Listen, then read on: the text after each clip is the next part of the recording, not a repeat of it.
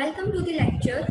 Today we will see the operations on set, dictionary and arrays. So starting with the first one, over here I am creating a set. So how set is created? By using the curly brackets. So this is my set. You can see it is showing as class as set. So now we all know that what is class and what is object. So everything in Python is like just class and object. So whatever you are creating over here, that is S, it is of type set, that is it is of class set. So we can call this S as an object. And if you want to call any function within the class, then you have to write the dot operator like this. That is the object name, then dot operator, and then you have to write the function. So like this we are calling all the functions because these all are the objects of the class. Now over here, this is my set S, and I'm just printing the set. Now over here my set S1 is having the value as India, America and Australia. And for printing every element, I am using the for loop, that is for X in S1, I am printing the S. So every element will be printed individually into your output cell. Now next is the in and the not in operator, that is the whether this India is the member of S1 or not. If it is, then it will give me the answer as true, otherwise it will give me the answer as false. So over here I have used not in, so India not in S1, so it is in S1, so it is giving me false. If I am writing that India in S1, then it will give me true, like this. Now other operations on the set. So the first one is I am writing S1 dot add China. So what it will do? If you want to add a single element into your set, then you have to use the add method. So over here, this is my set having 3 elements, and I have added the 4th element, that is the China. Remember the what the set is? It is the unordered collection. So whatever you are writing, it may not be in the same order in which you have entered. Now the next is the update. What is the difference between add and update? If you want to add a single element, then you can use the add method. And if you want to add multiple elements, then you can use the update method. So over here I am adding multiple elements, that is 3 elements, Nepal, 125 and Italy. Then you can see into my set S1, these all elements are added. Now the next one is to remove item. If you want to remove item from the set, then you can use the discard as the method, or you can say the function. So for calling the function inside the class, you have to use set1 dot operator and then the function name. So this is my set1. It contains the value as A, B, C, D. And suppose I want to discard the element C, and I am printing set S1. Then just see, that is from my A, B, C, D, my C is removed. And if I am writing over here that I want to remove E, then let's see what happens. There is no E in the set, but then also it is not throwing the error. So if the element is there, then it will be removed. If the element is not there, then it will not throw an error. So this is the discard method. If instead of the discard method, I am using the remove method like this, and I want to remove an element E, then let's see what happens. Then see, it is throwing the error. So for removing the item in the set, you have 2 methods, remove method and the discard method. If the element is not present in the set, then remove method will throw an error, but discard method will not throw an error. So this is the difference between remove and discard method in the set. Now the next one is, I want to join 2 set. So what is a set? So I have provided a link over here. So if you click on the link, then it will get open into the another tab, and this is my official documentation, that is the docs.python.org. So this is my python.org website, and over here my complete documentation of each and every class and object and data types is present. So this is showing the unordered collection, that is the documentation of set it is. And you can see the set is an object, and it has so many different operations, and it's I can say details, or we can say results is written over here on the right hand side. So if I am using this particular one, that is S dot union T. So what it means? A new set will be formed with elements from both S and T. So it will merge, or we can say it will create a union of the two sets. Suppose I am having two set, that is S2 and S3, and I am writing S3 dot union S2, then what will happen? See, both the set is now merged. So you are doing over here, that is the union of two set. If I want to perform the intersection of the two set, then I can write like this, that is S dot intersection uh, the second set. So I am writing over here, suppose my first set is S3, and into the bracket I am writing the second set, that is S2. Then you can see that intersection means whichever elements are common in both the sets, that will be printed in my output cell, that is 1, 2 and 3 are common. So intersection of this two set will be my answer, that is 1, 2, 3. Now, if I am writing this, that is S dot superset is a superset T. So what it will do? It will test whether every element in T, that is you are passing into the bracket, is present in S or not. So it is the method name is a superset. So I am writing over here whether all the elements of S2 is present in S3 or not. So it is giving me the answer as true. If it is not present, then it will give me the answer as false, because all the elements, that is 1, 2, 3 are present in S3. So S3 is the superset of S2. So my answer is true, like this. So like this you can use this every different method. If you want to copy the set, then you can use S dot copy, like this. Similar way, over here you can see it is showing the discard method, it is showing the remove method. So what is the difference? It raises the key error. Over here it does not raise. We are also having one method, that is S dot pop. So what it will do? It will remove and return an arbitrary element from the S. So if the set is empty, then it will throw the key error.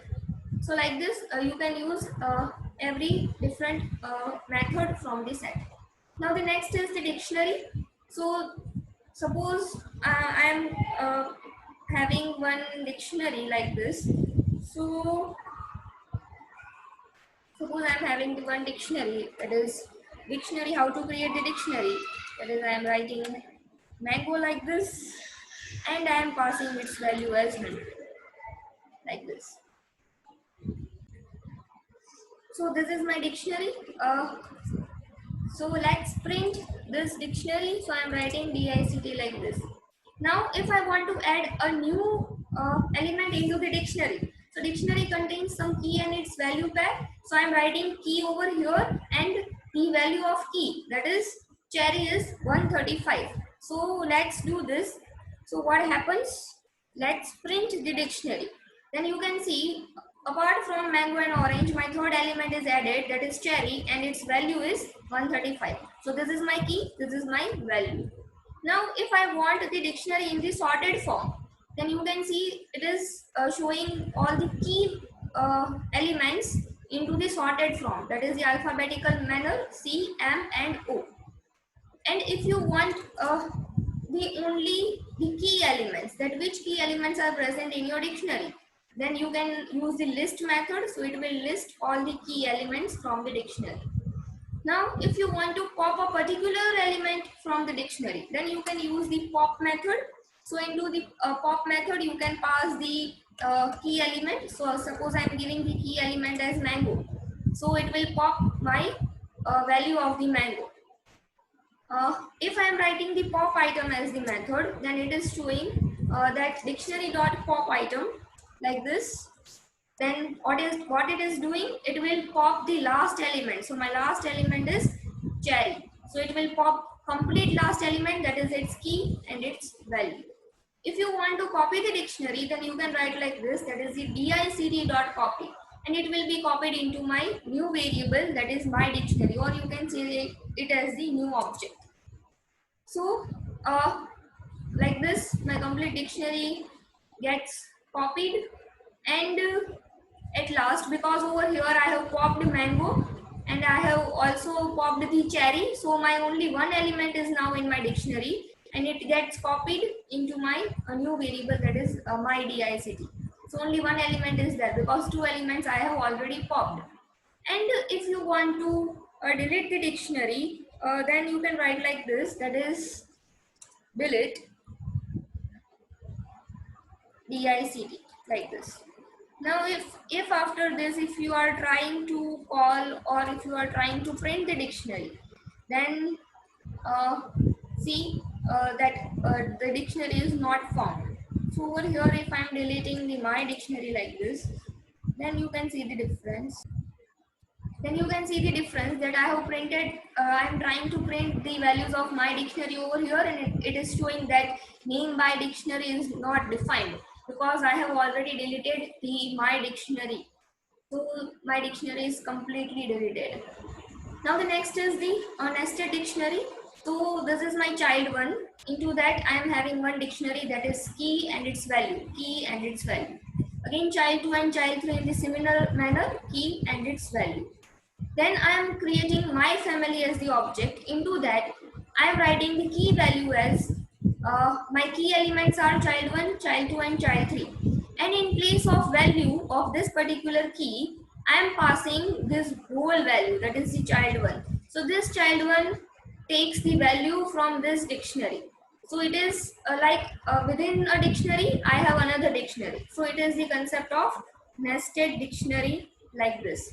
So if you want to fetch the different elements from the dictionary, then you can fetch it from this dictionary. You can see over here that I am writing, that is my family, that is my this dictionary name. Into that I am writing the key element, that is child 1. And again I am writing this name. So this key element has value, that is child 1, and from this child 1 I am again having the two key elements, that is name and year. So I am writing like this, that is my family. From child 1 I want the name, so the name is Emil. So it is giving me the answer as Emil, like this. Now the next is Python arrays. So for creating the Python arrays, you have to import the library like this, that is from array import array, like this. And for creating an array, you have to write like this, that is array as the function. In the first argument, you have to pass the data type, and in the second argument, you have to pass the values.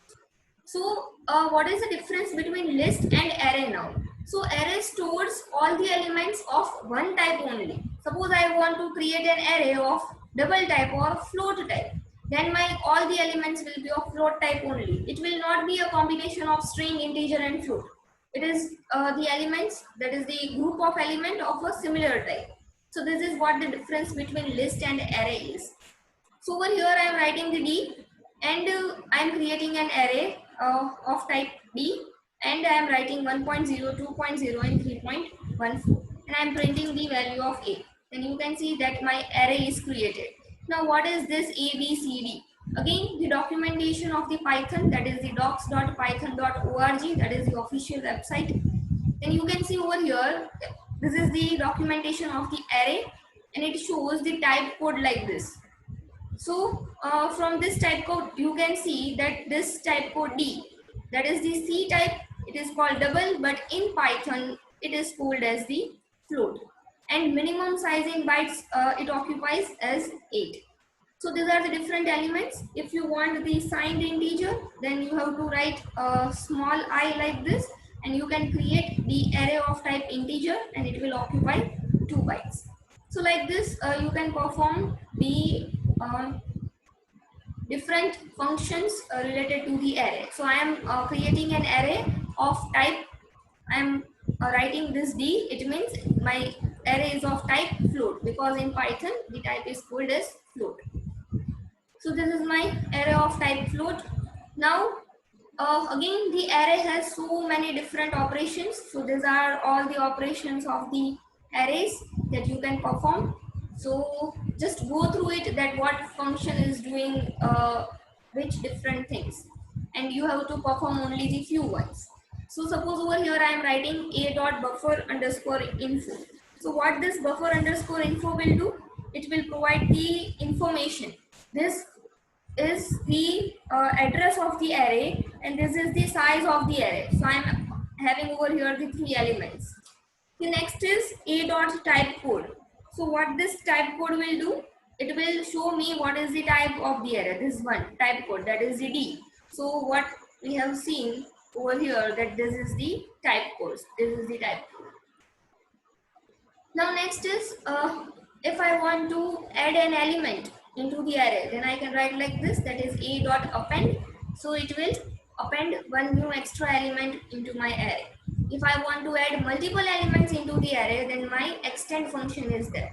So you have to write object name dot and then the function name, and you have to just print the array. Then these three elements are added into my array. If you want to remove an element, then you can write a dot remove. Then see, this 55.8 is removed from my array. If you are writing a dot reverse, then it will reverse my array. See, it starts from 6.8. Again you run this function, then it will print in ascending order. Again you run this function, then it will again reverse. So it will print in descending order. And if you want to pop the element from the array, then you can write the pop function, that is a dot pop. So over here I am writing that is a dot pop 2, and I am printing the value of a. Then you can see the index position 2, that is 0, 1 and 2. This is my 4.5 is popped from the array, and my new elements are 6.8, 6.3 and then 3.14, 2 and 1, like this. So this is all about I can say array, set and dictionary. So this is the complete documentation, and I am also providing the link of this too, that is the array and set. So you can read and you can go through this document. So keeping it till here, thank you all.